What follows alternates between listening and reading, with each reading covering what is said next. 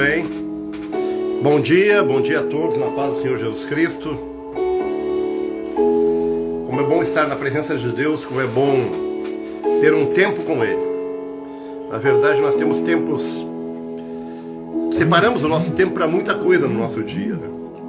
Na verdade, independente dos compromissos que nós assumimos, do que nós vivemos, nós separamos algum tempo da nossa vida para algumas coisas.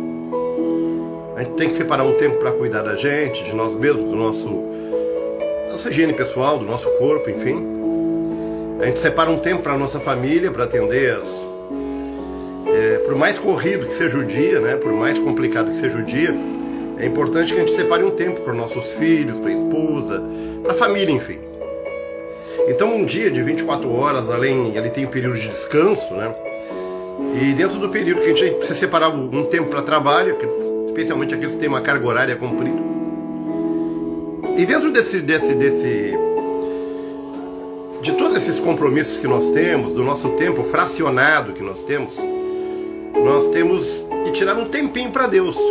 Esse tempinho não quer dizer que ele seja pequeno no que tange a intensidade, nem precisa ser tão extenso, ser horas, seja quantitativo, mas ele tem que ser qualitativo. Ou seja, no momento que nós tiramos para Deus, nós não podemos estar assistindo um filme e lendo a Bíblia. Não é que a gente não possa, não deve, né? A gente não deve estar com outros pensamentos naquele momento que não seja para Ele. Então, que dentro desse tempo que nós temos tirado para Deus, esses momentos que nós estamos meditando na palavra de Deus aqui, por exemplo, e nós estaremos então escolhendo, tirando um tempinho para Deus. E Deus abençoe todos que já entraram, Dona Nina, a Marisete, a Márcia e todos que estão conectados nessa manhã. Quando os demais vão entrando, vão se conectando para que a gente possa fazer a meditação de hoje, a porção de hoje, que é Tito capítulo 2, e vocês percebem que nós, a cada dia, a gente não tem escolhido um texto da palavra, a gente tem evoluído cronologicamente na nossa leitura. Então, à medida que nós vamos lendo cada livro, e a cada capítulo nós pegamos alguma coisa que o Espírito Santo nos dá dentro daquele capítulo para que a gente possa trabalhá-lo e tirar para a nossa vida diária. A gente não tem aprofundado o conteúdo bíblico, a porção bíblica que temos meditado, que é o capítulo 2 hoje da carta de Paulo a Tito, com a intenção de fazer um estudo profundo, geográfico, histórico, ou até, quem sabe, até doutrinário, em cima do texto e contexto. Nós temos pegado algumas verdades que nós queremos aplicar na nossa vida e que estão ali dentro, e tem funcionado, ao menos para a minha vida, tem funcionado maravilhosamente bem esse momento com Deus. Mas antes, quando vamos conectando, a Milene e todas as demais pessoas que estão se conectando já nessa manhã, e os demais que vão se conectar, eu queria meditar um pouquinho antes de nós entrar em Tito, sobre uma expressão que nós usamos muito nesse tempo, que é céus abertos. A gente clama por céus abertos. Dona Ivete, bom dia na paz de Cristo. Acho que a Dona Ivete está lá do outro lado do estado, né? Deus abençoe ela e sua família. O que é céus abertos? Quando a gente fala céus abertos, o que é céus abertos? A expressão céus abertos quer dizer uma proximidade dos céus ou da presença de Deus com a terra. Se nós procurarmos na Bíblia, bom dia Daiane, que Deus te abençoe. Se nós procurarmos na Bíblia, vamos ver algumas pessoas que viram céus abertos. Quando Jesus foi batizado no Rio Jordão por João Batista, diz que os céus se abriram e foi derramado o Espírito Santo. Então a presença do Espírito Santo, ela traz os céus para a nossa vida, ou para o nosso meio, ou para o ambiente, ou cria uma atmosfera dos céus. Então é uma proximidade, não é que os céus, ele literalmente, com todo o seu poder e sua presença, esteja sobre a terra, onde nós estamos, ou sobre nós. Mas é uma proximidade, porque na verdade nós vivemos distanciados dos céus. E Jesus Cristo nos dá salvação. E a presença do Espírito Santo é um pouco da sua presença que nos dá a sensação, a proximidade com os céus. Quando Estevão, o primeiro mártir, que ele foi martirizado, foi morto, a primeira pessoa que foi morta pelo Evangelho, bom dia para Ana Eulália, para Charlene, todos que estão se conectando, diz que ele abriu os céus no momento que ele estava sendo morto, apedrejado, enfim, ele viu os céus abertos e viu Jesus à direita de Deus Pai. Então, o que nós podemos esperar? Por que nós podemos clamar por céus abertos sobre a nossa vida? Na verdade, nós precisamos de uma proximidade. E quando os céus se aproximam da terra, ou da nossa vida, de alguma maneira, isso tem um impacto muito grande na nossa vida. Se nós conseguirmos uma conexão pequena, que seja com o Pai, a gente consiga que o nosso pensamento, a nossa mente, estamos falando em espírito, a gente tem uma conexão mínima com Deus na nossa vida, no nosso dia. Olha, muitas coisas vão mudar na tua vida. Sabe por que muitas coisas não aconteceram ainda na tua vida e na nossa vida? E nós vamos no culto no domingo, na quinta, na quarta, enfim, não sei qual a tua rotina. E muitas vezes parece que você não consegue vencer a tua batalha, não consegue progredir dentro da vida com Deus. É porque nós temos aquela conexão com o Pai, aquele momento que é intenso, né? Naqueles cultos que nós vamos e buscamos todo o Senhor juntos. E depois a gente fica uma semana ou alguns dias sem viver a presença de Deus. Se nós conseguíssemos, e estamos conseguindo em nome de Jesus, uma breve conexão, ainda que seja breve, mas intensa com Deus. E eu sinto isso nessa manhã, essa conexão céus abertos sobre a minha vida e a tua vida. Então essa proximidade com Deus vai fazer com que as forças do inferno, porque no momento que nós estamos longe de Deus, nós estamos disponíveis aos ataques do inimigo, ou vulneráveis, a expressão seria melhor, vulneráveis ao ataque do inimigo. E quando a cada dia nós temos um momento com Deus, uma proximidade com o Senhor, e os céus se abrem sobre a nossa vida, e em nome de Jesus, neste momento, nessa manhã, sobre a tua casa, sobre a minha casa, a tua família, eu declaro céus abertos e a proximidade de Deus. Faz com que você a cada dia tenha uma porção de Deus. Seria como se fosse se alimentar. Não basta você fazer uma grande alimentação no domingo, um grande almoço, uma grande ceia no domingo. Isso não te dá. Isso certamente, segunda, terça-feira, você terá fome, terá necessidade, terá fraqueza, se não alimentar-se novamente. Então, a proximidade com Deus a cada dia, céus abertos todos os dias, esse que nós declaramos em o nome de Jesus todos os dias. Não é uma palavra solta, não é uma palavra dedicada para A, B ou C, não é uma comunicação pessoal com determinada pessoa, mas é os céus abertos sendo proclamados sobre todos aqueles que se conectam em nome de Jesus. Amém? Bom dia, Cristiane, que entrou aí. Nós vamos para a leitura aqui do capítulo 2 de 2 Tito. Eu já expliquei ontem que Tito era um discípulo de Paulo, que não era judeu, era gentil e teve suas dificuldades para liderar. E Paulo tinha muita confiança depositada sobre o ministério de Tito.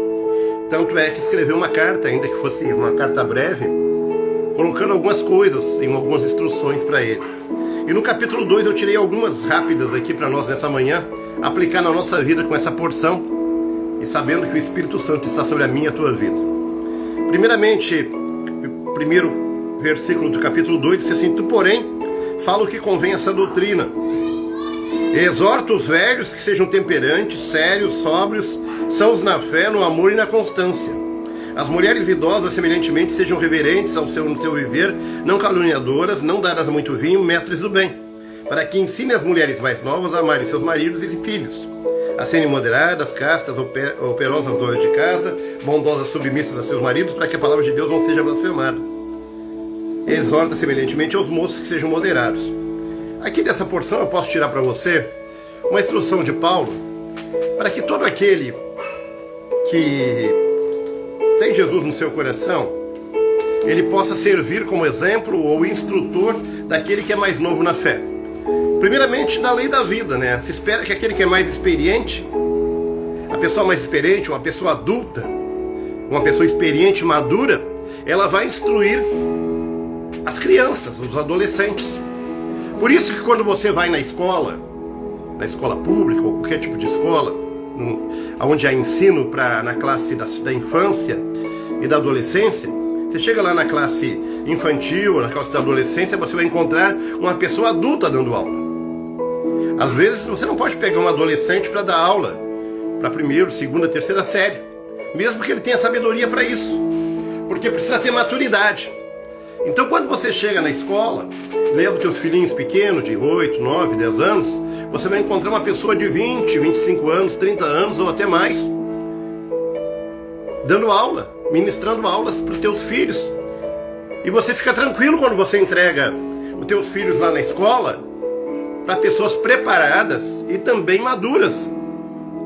Hoje, nos nossos dias, nós temos uma certa insegurança, porque devido a tantos ensinos distorcidos que estão, especialmente no sentido doutrinários, preocupa um pouco. Mas no que tange a maturidade de cada um, se você chega lá na escola, primeiro dia para largar o teu filho, 7, 8, 9 anos, e aí vem um professor de 12, 13, 14 anos, você certamente não vai deixar o teu filho lá, né?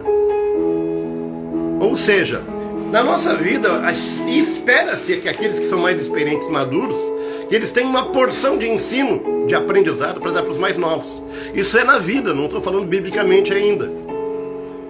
Por que você, quando você tem uma dificuldade na tua vida, se você tiver uma pessoa mais madura e que seja de confiança sua, para você se abrir e ouvir ela, muitas vezes os nossos avós, meus avós quando eram vivos, especialmente um avô que eu tive, nós recorríamos muito a ele tinha uma grande experiência de vida.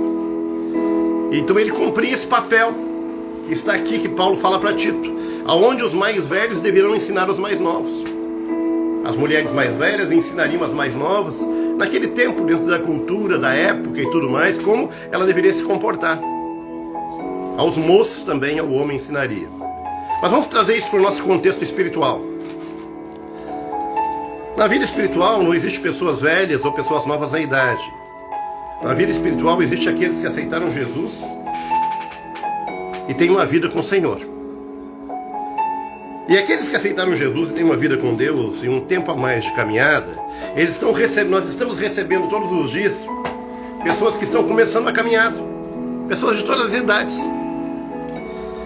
E dentro desse contexto nós temos que olhar para os lados e ver que não é questão só da nossa vida, mas nós temos um compromisso de recebermos pessoas que na fé, novas na fé, e sermos exemplo e encaminhá-las elas. Pessoas perdidas, existem muitas pessoas perdidas no teu contexto, na tua vizinhança, na tua família. E às vezes você se preocupa e até fica triste, chora até, por ver tantas pessoas da tua família, amigas tuas, próximas a ti, que não aceitaram a Jesus como Salvador ainda. É que muitas vezes, escute bem o que eu estou falando, nós estamos com a abordagem errada a respeito de Jesus para a vida das pessoas. Nós linkamos Jesus às instituições religiosas, às denominações, às igrejas. E aí é um grande problema. Porque a cada dia, à medida que aumenta o número de igrejas e denominações, enfim, aumenta também os maus exemplos, a maneira de comportamento errado, porque a palavra se prega muito pelo exemplo. A palavra, ela além de falada, de comunicada por pregação, por mensagem, ela se prega muito pelo exemplo. E cada dia, infelizmente, o Senhor Jesus disse que nos últimos dias o amor esfriaria e a operação da iniquidade aconteceria grandemente. E é o que nós estamos vivendo. Então, o que acontece? Quando você fala de Jesus, você muitas vezes fala de uma igreja. E você sabe que o que tranca o coração das pessoas não é o nome de Jesus. O que tranca o coração das pessoas é a religião, é o formato religioso. É a vida das pessoas que pregam o evangelho e não a vida de Jesus. Então você leva Jesus para as pessoas, ou leva as pessoas a Jesus, a ensiná-las como mais experientes espiritualmente, e você não vai procurar ensinar qual é os hábitos, os costumes, a ocupação, o que acontece na tua igreja. Você não está ganhando pessoas para a igreja, você está levando pessoas a Jesus. Isso é mais importante. Então Paulo está falando que Tito deveria se preparar, fala o que convém a essa doutrina e ensina aos velhos que sejam temperantes, sérios, sóbrios, na fé e no amor e na constância. E as mulheres idosas semelhantemente. Aqui ele está falando de pessoas mais velhas, mas também de pessoas com mais tempo servindo a Jesus, que elas se preparem para atender a necessidade e a ânsia daqueles que são mais novos. O desejo de conhecimento dos mais novos e ter uma vida, então, que tenha coerência com o que prega. Essa é a maior dificuldade, meus amados, é alguém ter coerência entre a sua vida e o que prega. Esse é o grande desafio da nossa vida, e a palavra de Deus, quando nós vamos buscar nela, esse é o grande desafio, o grande esforço nosso espiritual. No versículo 8, eu quero fazer uma outra abordagem aqui, deixa eu só desligar aqui. Fala assim: linguagem sã e irrepreensível, para que o adversário se confunda, não tendo nenhum mal a que dizer de vós. Exorta aos servos a ser submissos aos seus senhores. Bom, aqui no versículo 5 fala um pouco da malícia. A malícia é algo que... Ontem nós falamos de pureza, lembra que nós falamos de colocar a vida em ordem e ter pureza no coração? Aqui Paulo mais uma vez toca, mas agora ele dá um enfoque não da pureza, mas da malícia. Ou seja, cuidado na tua linguagem. Porque muitas vezes não é só a questão de usar palavras de baixo calão, não é só a questão de você falar palavras obscenas. Às vezes, muitas vezes nós conseguimos refrear isso na nossa vida. Mas às vezes a malícia, ela está além disso. A malícia, ela não está numa palavra chula ou numa palavra de baixo calão. Embora certamente que isso aí não vamos gastar tempo aqui falando disso, porque eu não vou duvidar da tua inteligência. Você sabe que alguém que está com Jesus, alguém que tem uma vida com Deus, com o Espírito Santo, tem que eliminar os seus hábitos de linguagem que nós trazíamos. Hábitos de, muitas vezes, que vem à tona quando a gente entra em estresse, né? Quando a gente tem um estresse, quando a gente tem um conflito, a gente põe para fora tudo que vem na nossa boca. E se nós temos hábitos, nós temos cultivados hábitos de um palavreado baixo, a gente vai trazer aquilo na hora da briga, na hora que a gente for desafiado, na hora que a gente for confrontar. Muitas vezes a gente reage com um palavreado ruim, que afasta a presença de Deus. Mas veja bem, a malícia no falar... Bom dia, dona Vera, que Deus te abençoe. A malícia no falar, ela vai mais profundamente disso. A malícia no falar, ela pode ser com uma frase bonita, mas dentro dela ela pode trazer algo. E a malícia não se trata só de questões de sensualidade. A malícia, ela pode trazer uma questão de cinismo. O que é o cinismo? É quando você coloca alguma coisa ironicamente a respeito de algo, em que você dá aquela velha cutucada em alguém a respeito de uma coisa, de algo, ou de alguma coisa que ficou para trás. Então a nossa linguagem, eu quero aqui dizer para vocês, ela vai mais profundamente quando Paulo escreve a Tito: cuidai da tua linguagem. Não é apenas evitar de falar o palavrão A, B ou C. É cuidar para que a nossa palavra, ela não tenha nosso pronunciamento, o que nós falamos, ela não tem uma malícia de tentar de alguma maneira ter segundas intenções, nas entrelinhas, alcançar alguém, atingir alguém. Eu sei que você entende o que eu estou falando. Então o que Paulo está escrevendo a Tito no versículo 8 é o seguinte: linguagem sã e irrepreensível, para que o adversário se confunda, não tendo nenhum mal que dizer sobre vós. E no versículo 10 diz assim: não defraudando, antes mostrando perfeita lealdade, para que em tudo seja ornamentada a doutrina de Jesus. O defraudar é enganar, é tirar proveito. O defraudar é lesar alguém financeiramente, nos negócios. ou enganando alguém de qualquer forma. Então, o que Paulo está escrevendo para Tito são coisas básicas da nossa vida que parece que nas nossas igrejas nós acabamos que fugimos desse assunto. Nós entendemos que tudo é muito espiritual, e é espiritual. Eu falei aqui sobre céus abertos. Eu vou dizer uma palavra para você. Ainda que eu dobre meus joelhos, ainda que eu jejue, ainda que eu, enfim, eu fique uma noite toda orando para declarar céus abertos, se eu não cuidar dessas coisas na minha vida, de ter um exemplo de vida, buscar isso ao menos na minha vida, de ter um cuidado, de fugir da malícia, especialmente no falar e no pensar, e se eu procurar não defraudar ninguém ou estar envolvido com engano, os céus não vão se abrir, porque os céus não se abrem sobre onde existe pecado latente. Poxa, mas pô, pastor, então eu estou longe de que o céu se abra sobre a minha vida, porque eu sou pecador. Eu tenho uma grande notícia para você, eu também sou tanto como você, mas tem uma palavra que finaliza tudo aqui, que nos ajuda. Versículo 11, que fala que a graça da salvação é para todos, porque a graça de Deus se manifestou trazendo salvação a todos os homens, ensinando-nos que para que renunciando à impiedade e às paixões mundanas, vivemos no presente mundo sóbria e justa e piamente, aguardando a bem-aventurada esperança e o aparecimento da glória do nosso grande Deus e Salvador, Cristo Jesus. A graça se manifestou trazendo salvação a todos os homens. Então, pela graça somos salvos. Pela graça somos salvos mediante a fé. A graça do Senhor, o amor de Deus, Ele nos traz perdão. Aonde existe arrependimento, existe o perdão do Senhor. E este perdão faz com que a gente vença, então, as nossas fraquezas. Mas, por outro lado, isso não quer dizer que a gente vai fechar os nossos ouvidos para nos esforçarmos, para fugirmos da malícia, para fugirmos das nossas responsabilidades, ao nosso comprometimento. Qual é o comprometimento? Ir por todo mundo e pregar o Evangelho a toda criatura humana.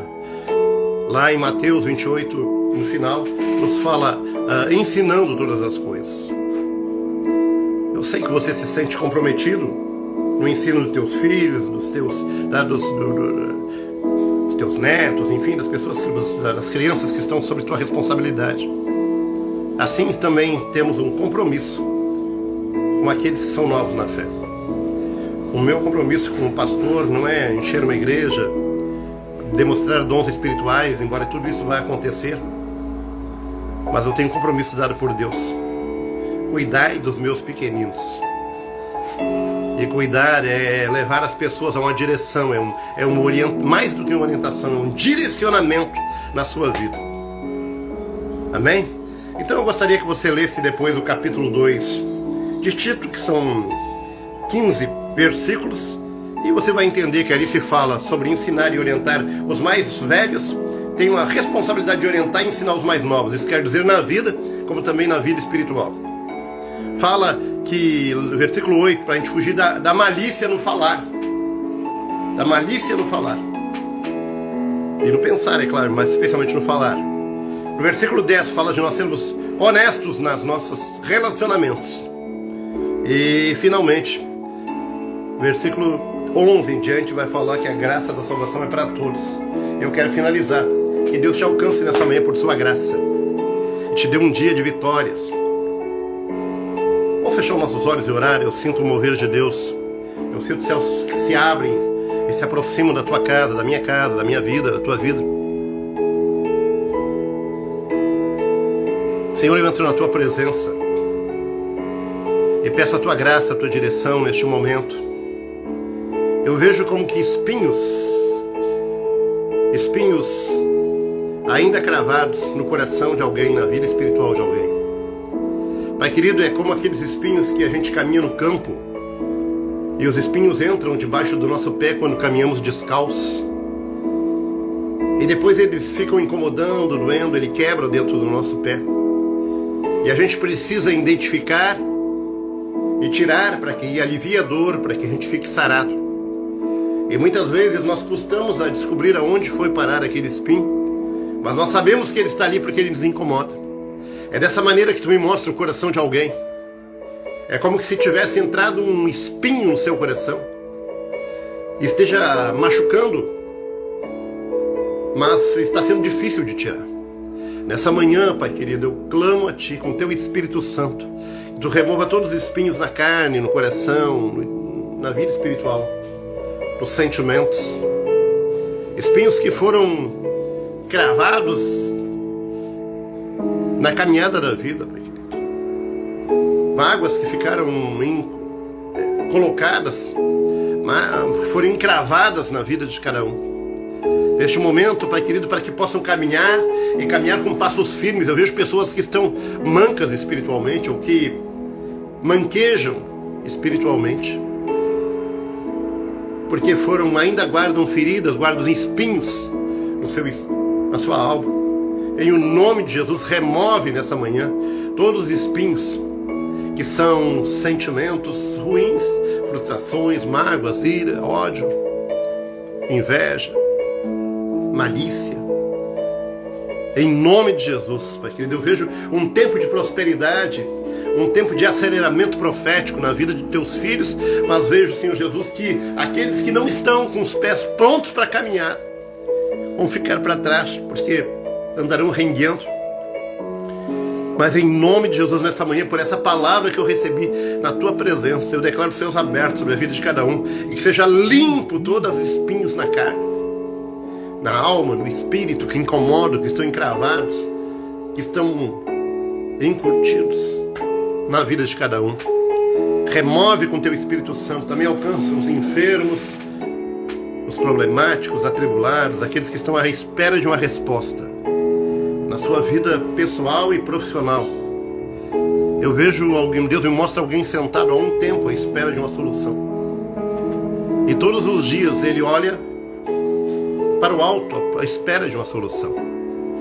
Eis que o Senhor diz nessa manhã que a solução ela está bem próxima, ela está do seu lado, e em nome de Jesus os teus olhos se abrirão e você terá uma direção do Espírito Santo para a solução que você espera. Quem está à espera, em nome de Jesus, meu Pai, de uma resposta há algum tempo na sua vida pessoal, profissional, seja desatado nesse tempo, nessa semana, em nome do Senhor Jesus. Eu declaro em nome de Jesus céus abertos que dá orientação, céus abertos que dá certeza, que faz com que se levantem, e se levantem com certeza, e que não fiquem mais prostrados, sentados, acomodados, mas que sejam realinhados, direcionados pelo teu Espírito Santo.